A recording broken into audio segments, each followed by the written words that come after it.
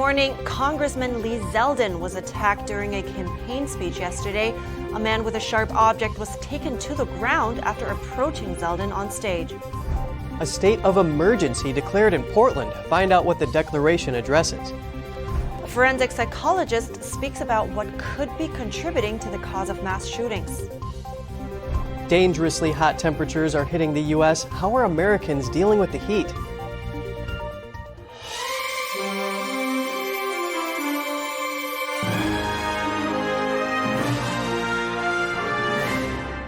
Good morning. Welcome to NTD. I'm Kevin Hogan. Good morning, and I'm Evelyn Lee. Happy Friday, everybody. Today is the 22nd of July, and we want to start with something that happened yesterday. A man attacked Congressman Zeldin during a campaign speech. The attacker apparently aimed at his neck with a self-defense tool.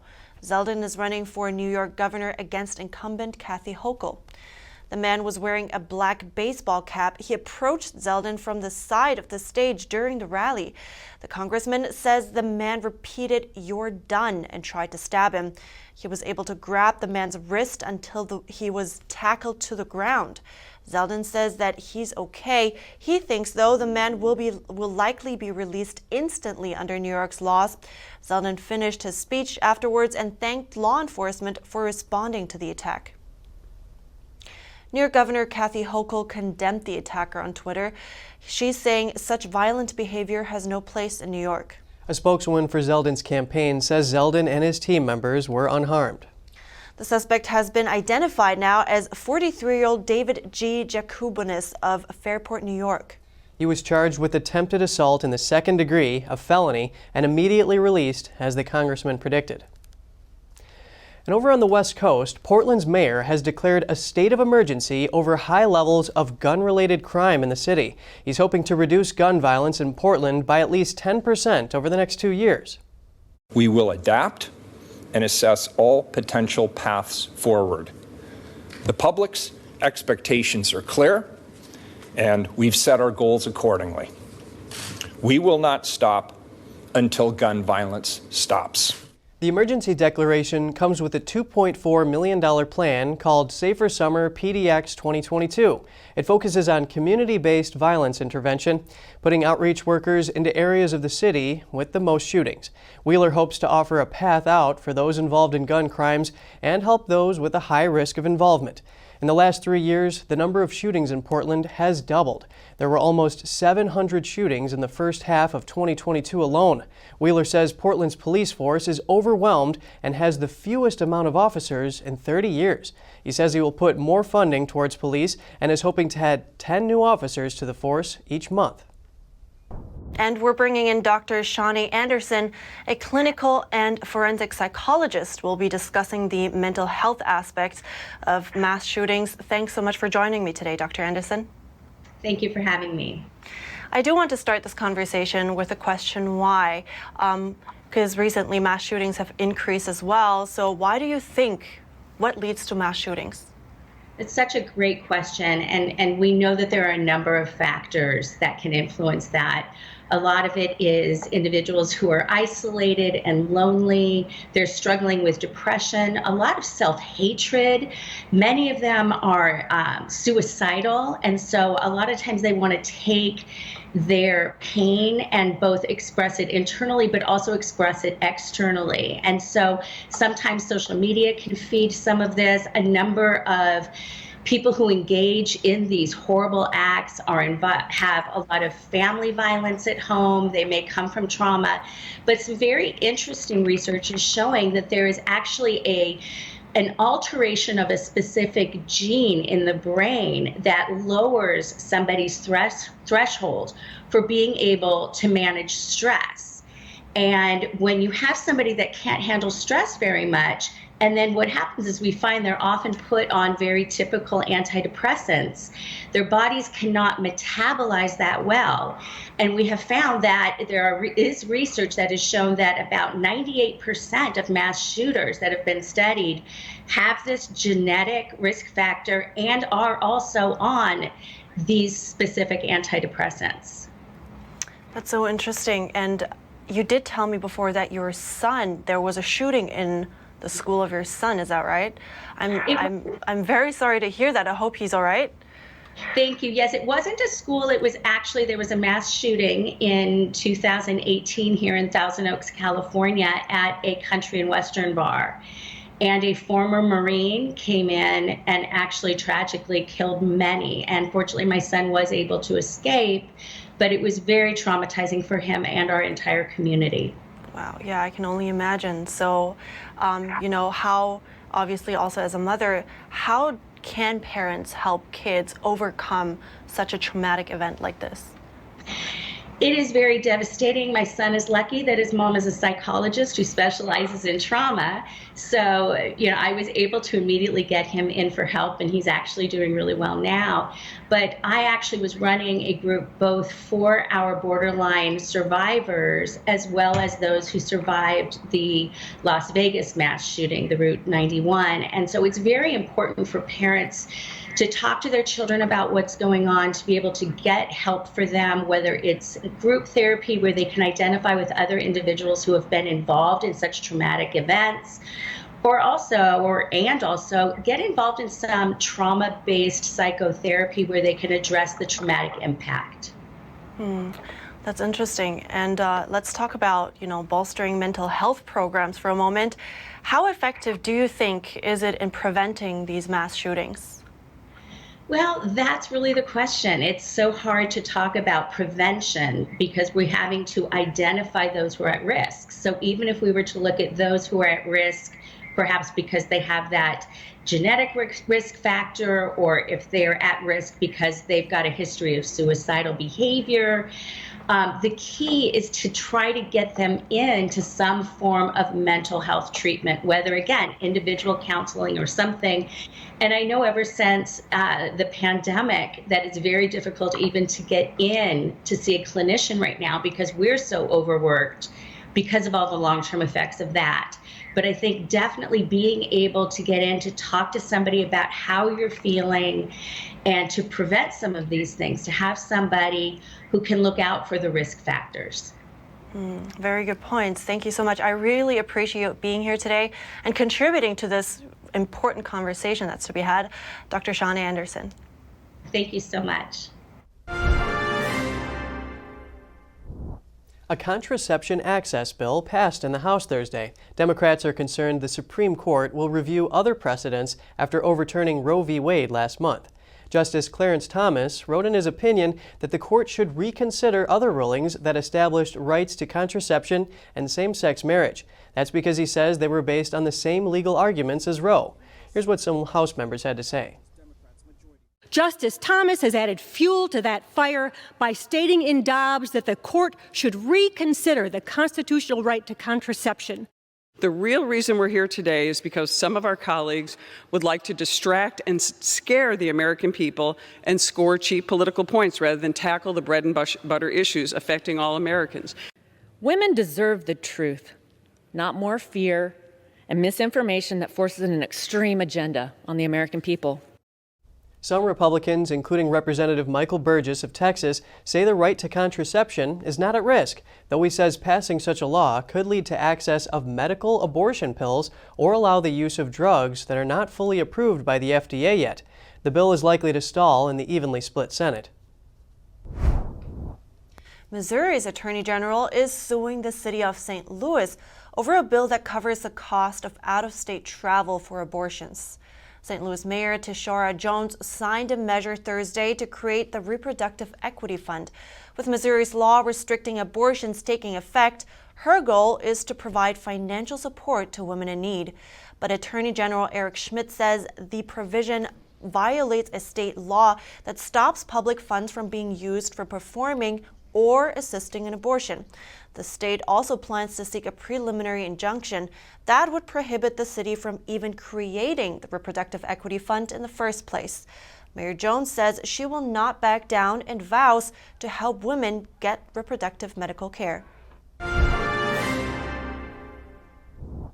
The heat wave in the U.S. is causing Americans discomfort all over the country. We take a look at what people are doing to stay safe.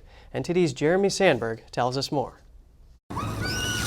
From Boston to Texas and Arizona, dangerously high temperatures have no immediate sign of relief in sight. With the heat making its way through New England, residents are heading over to the Rose Kennedy Greenway Splash Park to cool down. It's a strain on the economy, it's a strain on our human body. As I'm sitting here sweating, sweat's pouring down. Meanwhile, in Texas, public pools are taking safety precautions. Lifeguards are making sure they stay hydrated because they know what can happen in the intense heat. I've seen a lot of people pass out with this heat. The perception is you're cooler, but the reality is you're probably not. And that's why, as an operation, we take those 10-minute breaks, get people out of the water, out of the sun, and into the shade. Over in Arizona, residents have seen this before. Heat waves come with the territory. So I've been working outside in the heat for about the past 3 summers, and I don't think you ever actually acclimate to it. I think you just kind of know it's there and continue to go. Yeah, I like it because it's quiet out, there's not a lot going on, and you can just have this whole place to yourself, and it's not too hot for an Arizonan. During this year's heat wave, the National Weather Service is urging people to stay indoors, avoid strenuous activities, and stay hydrated. Jeremy Sandberg, NTD News. In Massachusetts, a train caught fire crossing the Mystic River in Somerville yesterday. Commuters scrambled to evacuate. Several passengers climbed out of a window. One passenger jumped off the bridge into the river below. About 200 passengers evacuated the train, but no injuries reported. And the person who jumped into the water declined medical attention. The fire is the latest in a string of dangerous problems with the troubled system. It started when a metal seal under one of the train cars came loose and made contact with the third rail. The MBTA has had a number of safety incidents in recent years, including a collision last month. New York health officials reported a polio case on Thursday. It's the first in the U.S. in nearly a decade. State officials say it appeared the person had a vaccine-derived strain of the virus. They say it could have been from someone who got a live vaccine and spread it. People who haven't seen that, I don't think understand how bad of a disease it is and just sort of assume it's something they can get over. But it is a disease that is terrible, and it was a remarkable human achievement that we developed a vaccine to protect people from it. If you're vaccinated, it's not something you really have to worry about. But in communities where vaccine coverage is low, then we do worry about spread. And so this is not the first vaccine preventable illness we've actually seen in Rockland County. And just before the pandemic, there was a very large measles outbreak in Rockland County, also due to low vaccine coverage. Polio spreads mostly from person to person through contaminated water. It can infect a person's spinal cord, causing paralysis. Sometimes it results in disability and death. The disease mostly affects children. Polio vaccines became available in 1955. The CDC says nationwide vaccination campaigns cut the annual number of cases to less than 100 in the 1960s and fewer than 10 in the 1970s. In 1979, polio was declared to be eliminated in the U.S., no longer having a routine spread in the country. Rarely have infected travelers brought polio into the U.S. The last time it happened was in 2013. And coming up, thousands of practitioners of the Falun Gong spiritual discipline visited the U.S. Capitol yesterday. It's the 23rd year of exposing the Chinese Communist Party's attack on their freedom of belief in China. And Japan warns of escalating national security threats. Its annual Defense White Paper report includes the Chinese regime's intimidation of Taiwan. We'll have all that and more for you after this short break.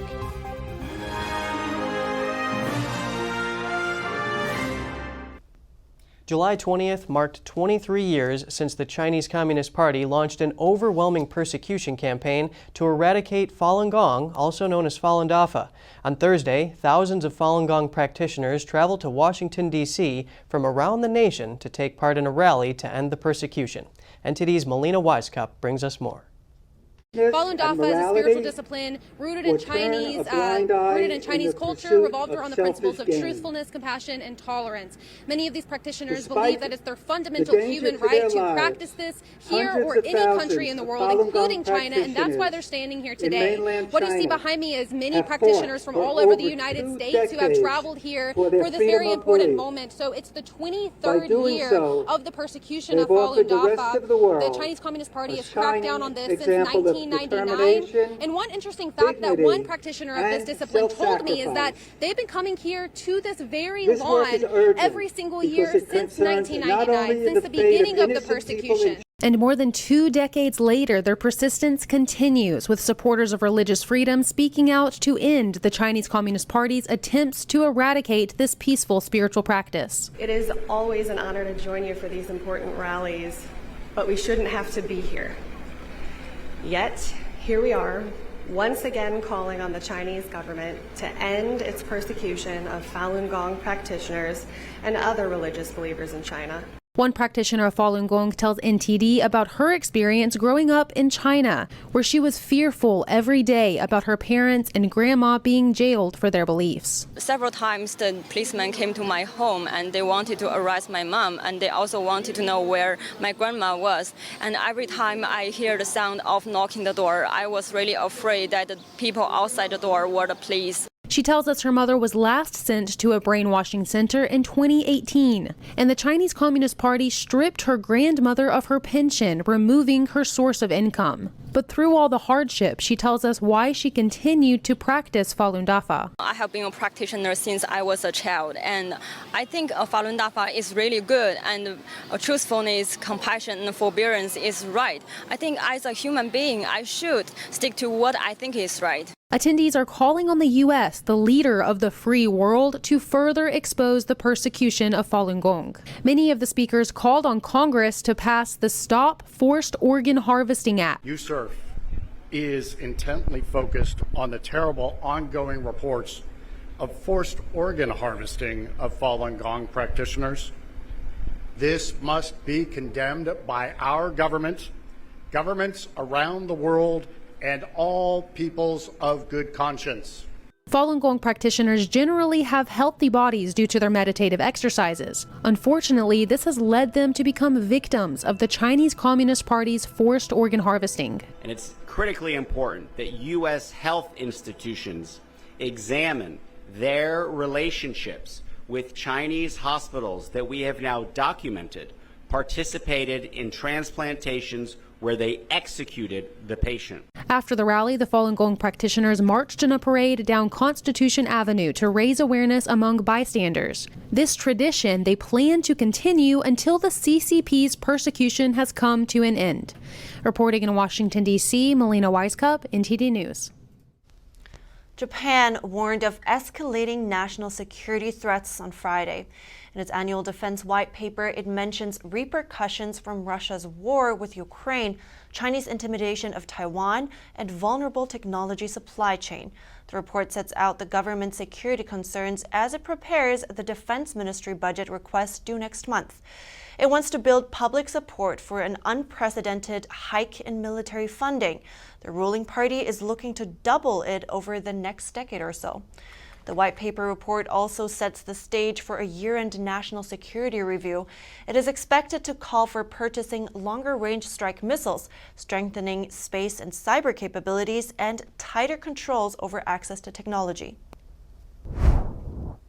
The new ambassador to Australia, Carolyn Kennedy, says the United States needs to engage more with the Pacific region at a time when China is asserting its presence.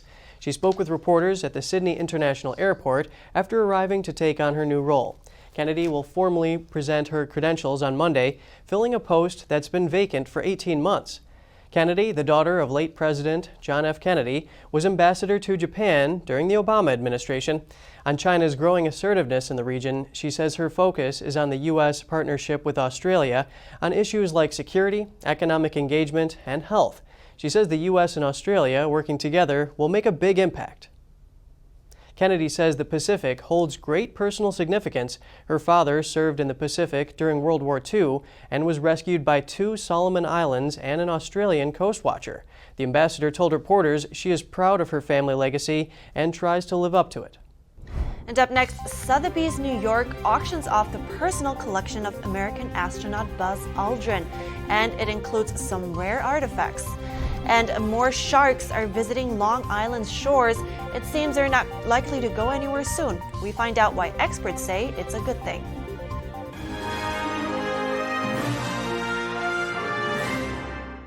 School districts in some parts of the country are preparing to welcome back students in just a few weeks.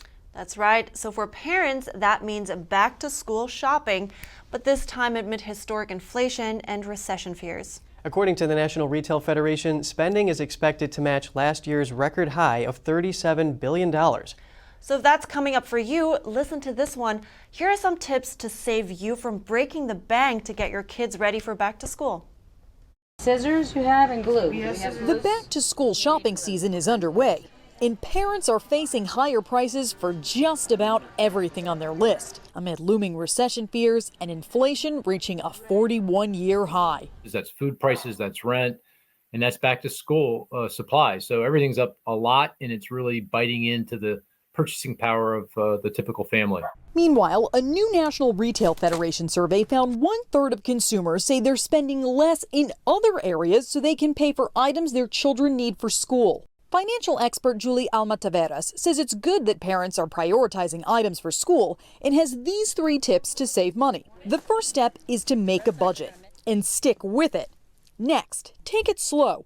Some parents make the mistake of buying too much before school starts, only to find out that their children don't actually need it. Don't worry about having a back-to-school haul. Don't worry about spending hundreds of dollars on clothes and hundreds of dollars of school supplies. Have a good understanding of what the needs are going to be for that semester or for that year, and take it slowly. Also, involve the kids. Taveras recommends giving them a set amount and letting them shop with you. That way, it's a money lesson for them too, forcing them to prioritize what they really need. Don't go too crazy with the stickers and the binders and all of those extra things, because a really important part of financial power and also teaching generational wealth is having these conversations. In other news, Sotheby's New York is auctioning off the personal collection of American astronaut Buzz Aldrin. Among the highlights of the sale, an in-flight jacket that Aldrin wore on the 1969 Apollo 11 mission. This is an incredibly rare thing. If you go to the website of the Smithsonian, you will see that Neil Armstrong's complete in-flight coverall garment is there. So his jacket, trousers, and boots. Michael Collins' jacket, trousers, and boots are at the Smithsonian. They have Buzz's trousers and boots, but not the jacket. So that makes this the only flown garment from the Apollo 11 mission that is available to be purchased. Together, I've gone out and gotten property from a variety of different owners, but this is directly from Buzz. I can say with no hesitation that it is the best space exploration sale to have ever happened, and there will not be another that will be better than this. The writing in these documents was made with that pen, so the pen didn't just save the mission, it helped to document the mission. The price estimate is $1 to $2 million. The collection also includes awards, medals, and letters from the astronaut's life. Another top lot is a pen that the Apollo 11 crew used to repair a broken circuit breaker, saving their lives. The estimate stands to $1 to $2 million as well. The Buzz Aldrin American Icon sale will take place on Tuesday, July 26th. A separate sale will follow on Wednesday, July 27th, titled Meteorites, Select Specimens from the Moon, Mars, Vesta, and More. On sale will be the end piece of a lunar meteorite, which is a rock ejected off the lunar surface following an asteroid impact. And Long Island shores are seeing more sharks visiting. At least 3 people have suffered bites in the past month. Experts say there could be reported sightings every week or 2. Drone video captured by a lifeguard patrolling for sharks off Long Island's Jones Beach on July 11th shows a large shark chasing after a school of fish. Cleaner oceans, warmer water temperatures, and a resurgence of bunker fish that sharks feed on are seen as factors. Detection from drones to helicopters has also improved. The The increase in numbers of sharks is a sign that conservation efforts have succeeded in helping restore ecological balance to the oceans, experts say. That's great. The Rewilding Foundation in Argentina has added 2 jaguar pups to their repopulation program. The 2 wild pups were born in Argentina's Corrientes province in May this year. It's the first time it's happened in over 70 years, and their survival sparks hope for the repopulation program in Argentina's Iberá wetlands. That's the home of 10 reintroduced animals. In Argentina, the jaguar is considered a national natural heritage, but there are only around 250 living in the wild there. And on another note, today is National Mango Day. With summer in full swing, why not enjoy one? The fruit was first cultivated more than 4,000 years ago in India. Fast forward to now, there are more than 500 varieties across the world. They're highly nutritious. One mango contains nearly 2.5 times more vitamin C than an orange. And they also contain vitamins A, B6, and K, as well as fiber, potassium, and antioxidants. So why not celebrate the day by eating one? Or if you're in the right climate, planting a mango tree. Mangoes are pretty good. You know, I've never planted a mango tree, but on our family plantation in Indiana, I planted some pawpaw trees. What is that? Well, it's actually a tropical fruit. They call it the banana of Indiana. Oh, really? So how does it taste? Well, I don't know. I didn't stick around long enough for the tree to grow. Oh, bummer. So where do I get one now? I don't know, actually. You have to source one. Well, that's all for today's program. Thanks for watching. I'm Evelyn Lee. And I'm Kevin Hogan.